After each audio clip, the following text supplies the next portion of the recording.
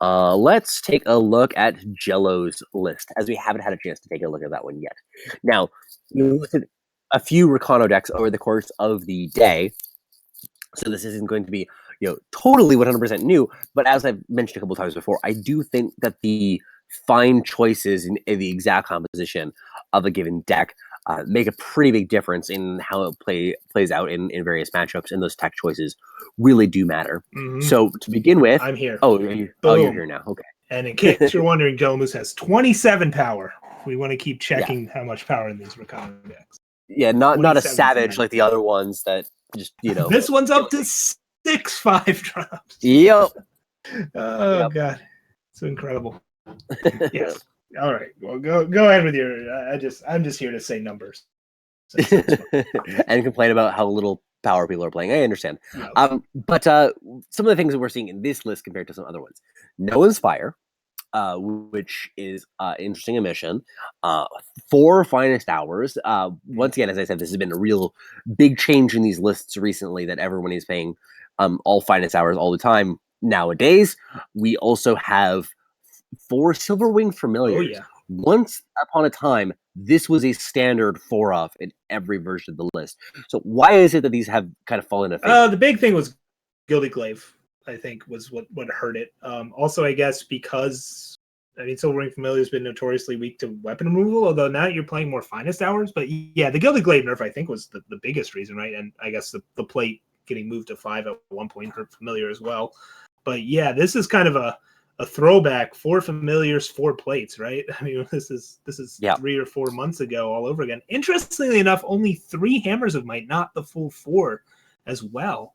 I think that's actually maybe the more interesting thing. You choose to go 4 Familiars, but don't run the full 4/8 weapons to really make them. Yeah, that's interesting choice. And also you said 4 plates, 2 Drakes. So the top end of Jello Moose's deck is powerful. Obviously, getting to that consistently by turn 5 is going to be difficult to do, but at the very least, it's available to him. All right, so that's Rakano. Let's see what our brave challenger is that's going up against Rakano is. This is Hythar, who we've seen before in his deck list.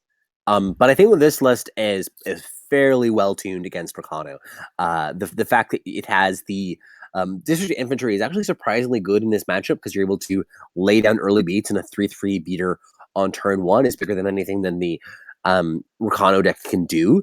Also, the silence effects are obviously really great against things like the Champions of Glory, against the Silverwing Familiars. We also have the 4 Vanquishes, of course, which are great in the matchup. Oh, yeah. Then the 2 teleports are pretty incredible here too. It's going to be a little tough to teleport a plate off of a unit with Aegis, but you've also got all these silences and other little things to try and ping those Aegises off before that happens. That'll be an interesting dance that goes on a few times. You've only got those 8 silences as ways to get rid of Aegis outside of Vanquish teleport. But yeah, this will be an interesting one. Sandstorm Titan is going to, as always, have to do a lot of work here, right? Mm-hmm. So I think that we're going to be transitioning into the match very soon, but hopefully things are going well.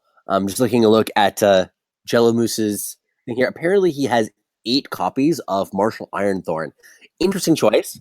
Not sure what he's saving up for, but maybe when we change the rules to maximum 8 copies, then we'll see this stocking up as being a really strong choice. He could be waiting for the much requested nerf to Martial Ironthorn. Yeah, man. Dominating the meta right now, and once it gets nerfed, you might be able to get a full refund for getting rid of them. Who knows? Yeah, we've been told by Darrow Digital to only apply to things you've crafted, but he may have crafted all of them. We never know. Kind of. So we are actually getting into the game. Yeah. So as we're just looking at opening hands here, feel like this is a pretty strong keep for Jello Moose. No 1-drop, but got things to do for the rest of the game. You're gonna have at least a half buffed up Champion of Glory into some very powerful 3-drops, and you've got your top end. So you're in a spot where, three power is nice. You have a lot of 5-drops. You don't mind drawing more power here. You don't mind drawing more action. So these are both very reasonable keeps. Yeah, so it looks at the very least we'll get a competitive game probably. So looking forward to that. So, with this, hi there, going to be the first one on the board with a. Oh yeah, 2/2 Flavor's Watch draw might be the biggest thing here. By the way, like getting the first 2-drop down is huge. Yeah, and being able to start developing those Warcry chains is really huge. This Valkyrie Enforcer though is going to be really crippling to Champion Jalamoose. of Glory, the old 1/1 for 2. Yep. Oh boy. That card is really powerful, except when it isn't. Unlike Valkyrie Enforcer, when it's just always really powerful. It's really powerful, full stop. So Jalamoose had an interesting decision to make there in terms of like, do I Enforcer or Sword or Torch or something? But now they drew an Outlaw, so now it's really like Outlaw, Torch, or try and get a Warcry right in here with a Sword. What do you think here? I am not the Rakano. This one is really hard. I think that you. Oh. Okay, going for that's a hard one. We're going to kind of follow to see how that ends up going over the course of this Aegis, game. Maybe thinking going forward, if Haidar gets like a Vodafone staff on that Aegis unit and you don't have any kind of Vanquish that you draw into, and your 3/3 trades with their 3/3 flyer, so you don't really care that it's flying or not. So I see the reasoning there for popping the Aegis, really. It makes some sense.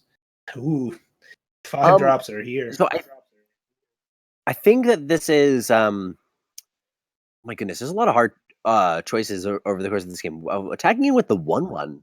Yeah, that way hoping that Seraph. Exactly. You hope Seraph blocks here. If they block with the 2/2, you just torch it anyways. I guess is what Jalamoose is thinking here. So you just lose out on 1 damage for the upside of potentially being able to trade your torch with a Seraph.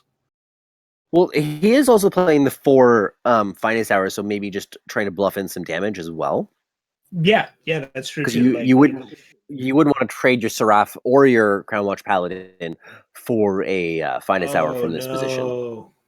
The Justice Sigil, and they had to use the seal earlier to let him cast the Valkyrie Enforcer. So now this Sandstorm Titan is stranded in hand. Of course, he can still cast every other spell in his hand, so it's not the end of the world. He may have just preferred to have been able to play a 6/7 here instead.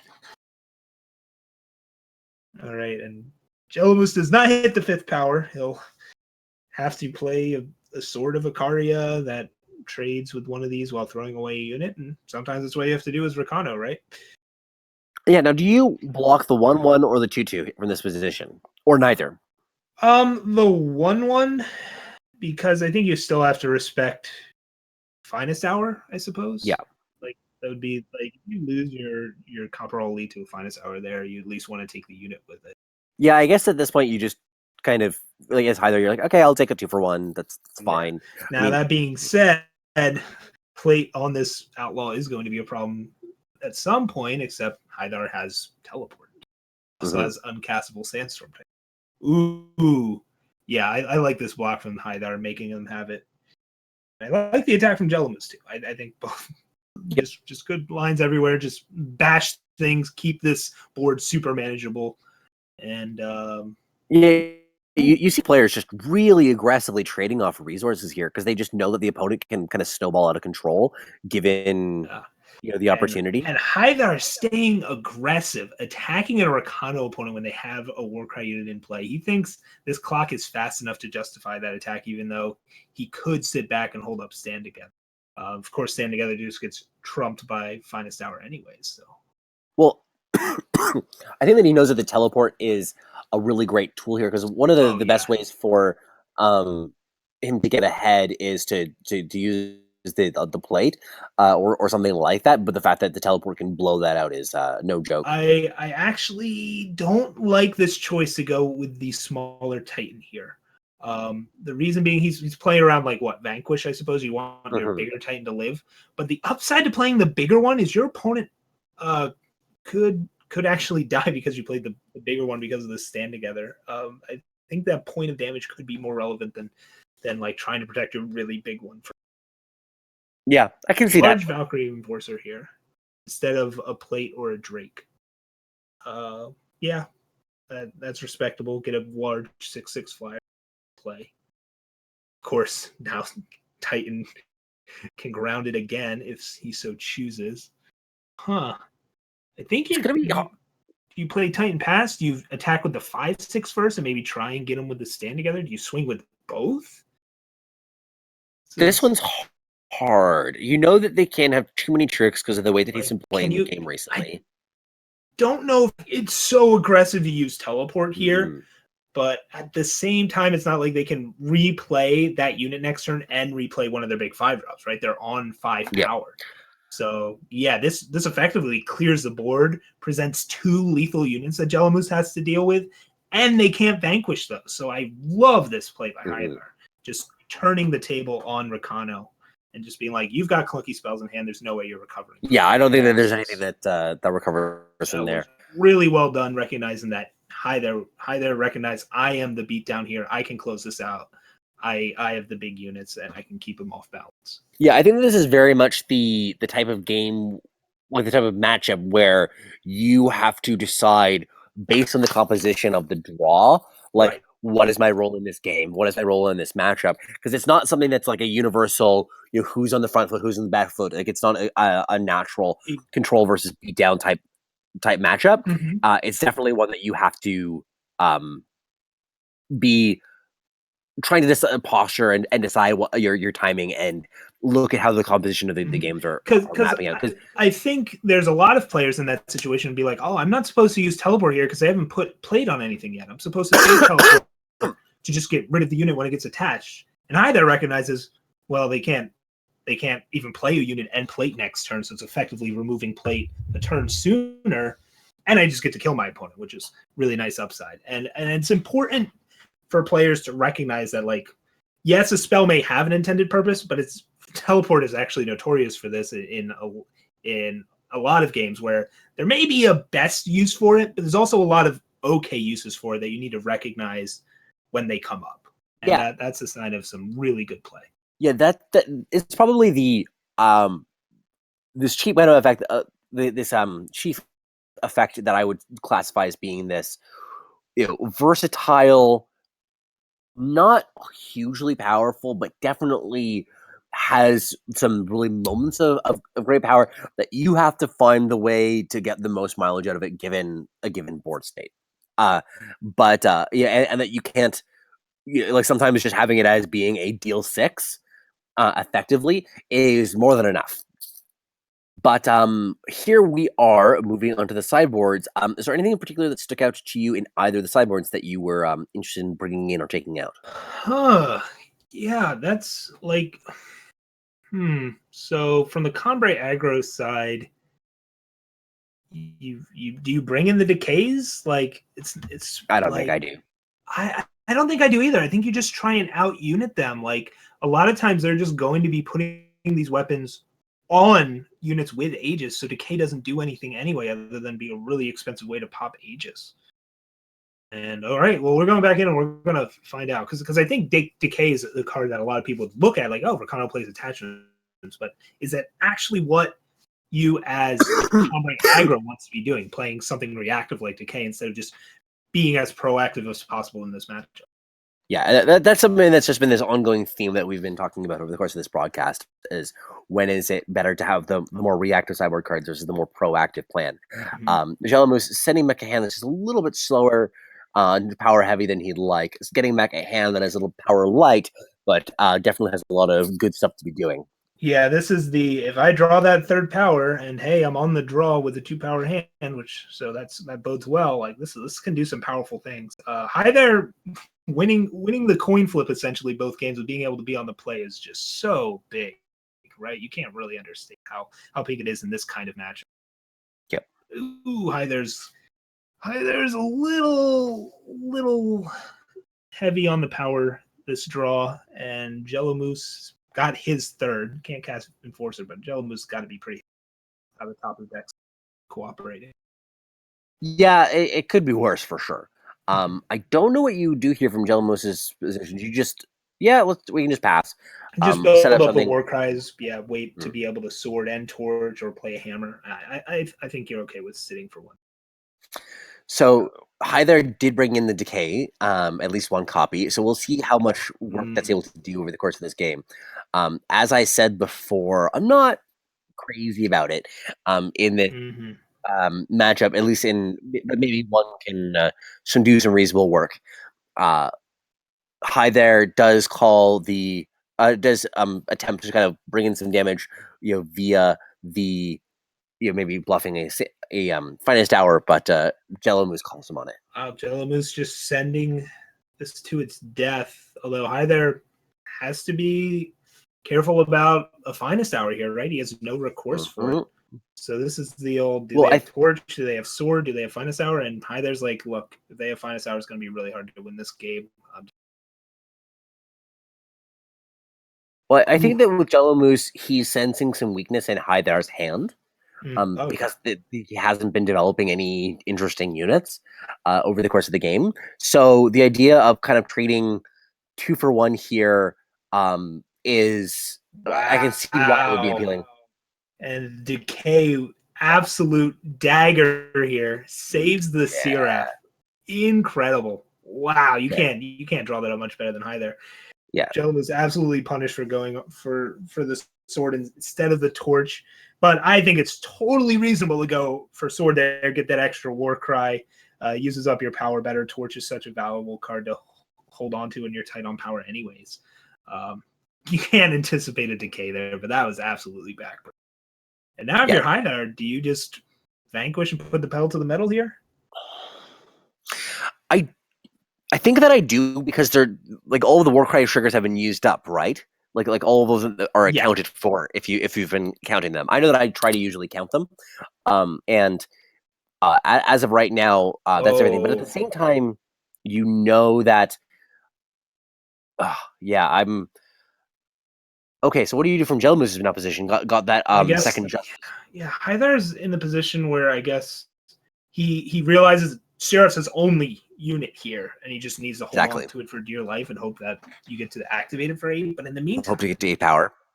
Jello Moose is going to get 4 war cries here. Yes, you get a 2 for 1 at least out of your vanquish, but the next thing that shows up is going to be massive as well. It's a rough spot to be in. Ooh, Jello Moose can't be counter pressure. Great here. Jello Moose might even in vanquish range, but you can't play around that. Oh, this is gonna be brutal. So Hi There definitely taking an aggressive stance now that he has both the minion cleared out for the 2 for 1. What do we? So we just attack now for 5. We just go back and forth of we are trading blow for blow. The night away. Yep. Oh my god. Ooh, and the finest hour off the top. That's gonna be big here. So now, does Jello still swing? He does. I think that I swing. Because right now you're in the air next turn. Wow. So you're just like, Hi There, you're not going to draw finest hour. I have finest hour. Yeah, 11's a pretty magical number here. Wow, if Jello Moose is able to pull this out, that'll be a clutch game. The decision making in those early turns has got to be really hard. And what do you do here? So finest hour. This kind of goes back to Hi There not swinging that one turn and using vanquish, right? It let Jello Moose get that other big hit in, and now this race is not in Hi There's favor.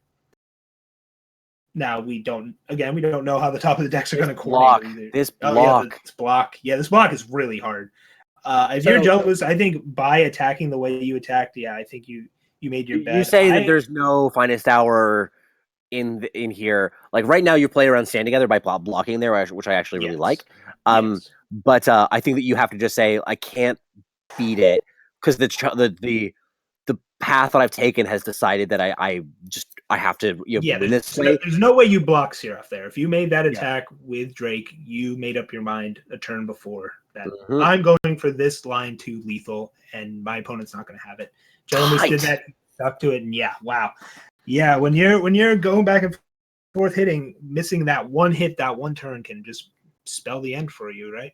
I'm actually interested to go back through that game and like kind of think about all of the decisions that were made and decide like, okay, what is this good against? What is this bad against? How does this all play out? Because that was a really tough game. Yeah, they're in the battle of two super aggressive decks. As you see there, like one little decision could be completely correct or completely right, right? Like choosing Sword of Icaria or Torch. That decay swing was huge. And then, do I vanquish now or vanquish later? That also ended up being massive, right? You didn't even get to attack with your Seraph there, and that 3 missed damage ended up being costly, right? Mm-hmm. It's of course Jello Moose would have taken different lines so that that 3 damage wasn't as costly, but still. One of the things with both the players right now, actually, is I think that at the very least you want to spend some time at least considering sideboarding because now that you saw decay, right? Say if you're Jello Moose, like you saw decay, what does that change? What does that mean? Yeah. And one of the things at the very least also is you want to be at least suggest, well, maybe my deck is different. Mm-hmm. Because, if Jello Moose is playing around decay and Hyther has taken them out entirely, then maybe the game plays out differently. So you want to at least create some doubt in your opponent of what mix of answers and threats you have, because there's a lot of stuff going on in the hands in this matchup. Like there's a lot of things that can happen at fast speed. Yeah, wow. I'm looking at Jello. He's deciding on the very last card here. He's on 4 plate, 3 Drakes. I think he trimmed a Silverwing Familiar. Ooh, but it doesn't look too different. There's only so much you can change in Rakano. I saw some Furnace Mages. Maybe he's thinking Xenon Obelisk came in or out or something. I obviously can hit Vodkin's staff, but that's about it. It is the 4/3 actually lines up decently well against Seraph and some other things on the board anyway. Yeah, and I mean, we did see the Vodkin staff do a reasonable amount of work in that game, and it can do a lot of work in a lot of different games. So I can see it for sure being an appealing option to be able to answer it. It's okay. Well, anyway, we're going into game 3. This is a hard matchup to commentate and to get right. These are both 1 power hands that are getting shipped away. So let's see what the auto shuffler gives them. Wow. Hyther is on the draw this game. Jello Moose gets the honor of going first. Yeah, Jello Moose's hand's a little bit slow, but definitely functional. Yeah, and again, this is pretty big, right? Because Jello Moose is on the and he top decks that is 2 drop. Perfect. Ooh. And then we are going to get turn to Student from Hyther, which is responded with a sort of Icaria and an attack for 2, I imagine. This is looking really good for Jello Moose, right? Like Hyther is going to desperately try and cling on with this Seraph into Sandstorm Titan, and Jello Moose is not going to have a great answer for Seraph, but then is going to have the Vanquish for the first Titan. So Moose is going to be getting in a lot of war cries here, and that's exactly what he wants to be doing. Yeah, and getting in that early chip damage is very relevant, as it means yeah. That's now Moose doesn't have the second fire sigil. This diplomatic seal doesn't help with that. So not only does he need to get the 5th power, it needs to be a fire source. But that's still a ways away. But when it gets to that, like that's going to be at least 1 big hit in. But we do have the decay and the teleport, of course, in Hyther's hand. Marshall, yeah, like they're both players have good answers to what's going on in each other's hands, and it's going to really come down to where the dust settles. Like these war cries hitting plate instead of a unit is massive here. Yep. Right. Like Jello Moose would much rather, based on what we see in Hyther's hand, have those war cries hit a unit, and because they hit something that can be decayed or teleported, and he has no Aegis units in play, that's a problem. So with that choice to attack with the Seraph, it actually makes this Vanquish that much more punishing, as it allows the 2/2 to attack. So that's actually this interesting decision on Hyther's side, where he's saying, like, I think that I can beat down, I think I can race. It's not just about me saving as much damage as possible. Now, if he was blocking with the Seraph, it wouldn't have gone great anyway. Yeah, because of that torch off the top. Exactly. Yeah.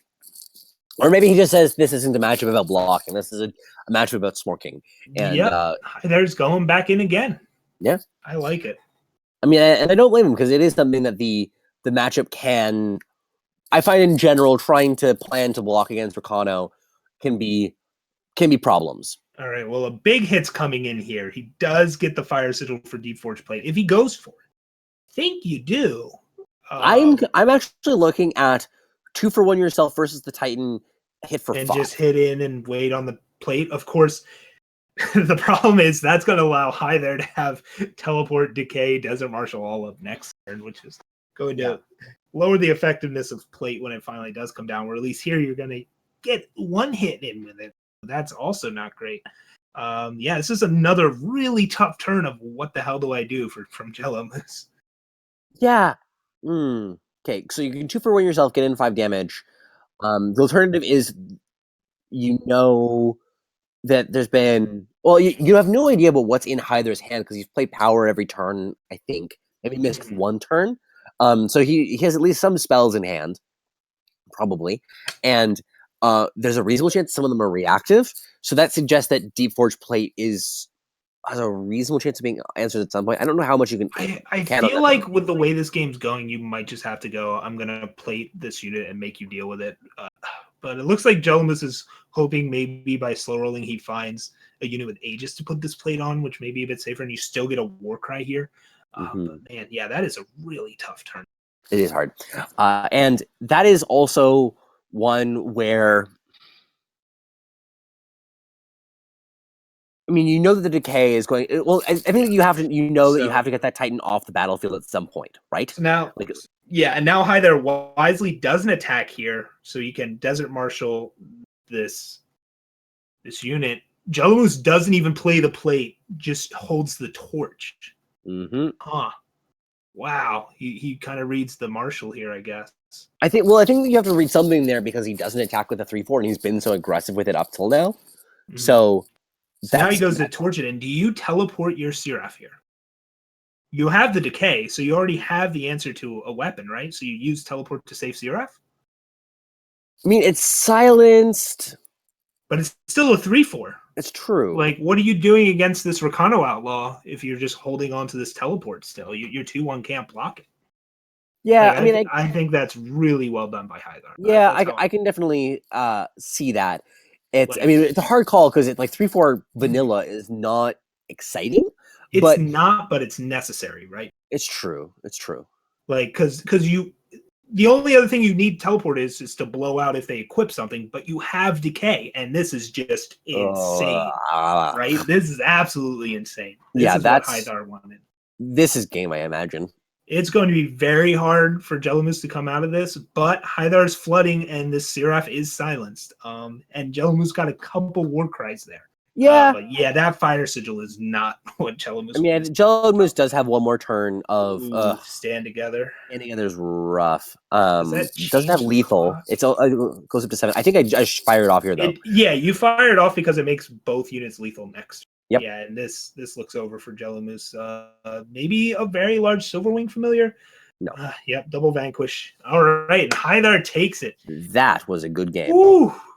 Yeah, that, like I said, that teleport, save that 3/4. It can become something even bigger, and that's all you needed there. Wow, what a match. That was great. Yeah, I mean, those are ones that the early and mid turns of the game you really just dictate the momentum going forward.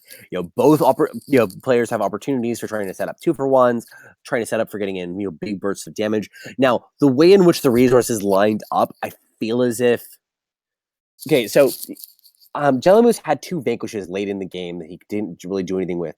Do you think it would have been possible to slow play things such that he hit the Titan with one of those? Because if you play the plating on the unit, you get in a big burst of damage, and you're able to play the vanquish on it later on. That plate or sword turn is just so hard. You just don't know that you're drawing these vanquishes, right? Just don't know what you're drawing. It's so hard, and it kind of was a shame that then he drew those vanquishes. And another thing to highlight there was we were talking about how we didn't really like the decays. You weren't expecting the decays to come in, and they were just insane both games. Now, of course, if if that weapon was on a unit with Aegis, we'd be talking a totally different story, right? It just happened to be that. You could totally imagine a game in which they have 7 units with Aegis, but they also have 15 that don't, and wow. And yeah, the Sword of Ikaria decay was big too. Wow, those games were.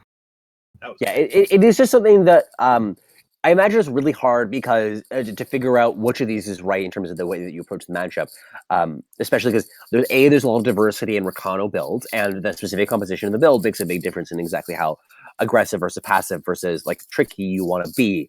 And then secondly, it's just if I think that if we let's say we replay that game and then just rearrange the order of the cards on top of both players' decks. And not just like trying to power through one of the players, but like just have it so that the answers line up better with the threats. I think that there's a reasonable chance that Jello Moose can win that game, given a slightly different sequence of plays. Does that make sense? Yeah, because if he had played it that turn the turn we were talking about instead of the sword turn, right? Like he doesn't get blown out right away. He doesn't suicide attack because your opponent's tapped out. Yeah. Then they do get to decayed at some point, but you still have the torch for when they draw the Desert Marshal, and the sword can still do something else, and then you actually know that you drew the Vanquish. Yeah, it's a different game. But then again, the Sandstorm Titan gets in an extra attack. There's just so many different things there. Yeah, I think card games are complicated. Yeah, Eternal is a complicated fun fact. Yeah, but you can definitely make the right decision and it end up being wrong.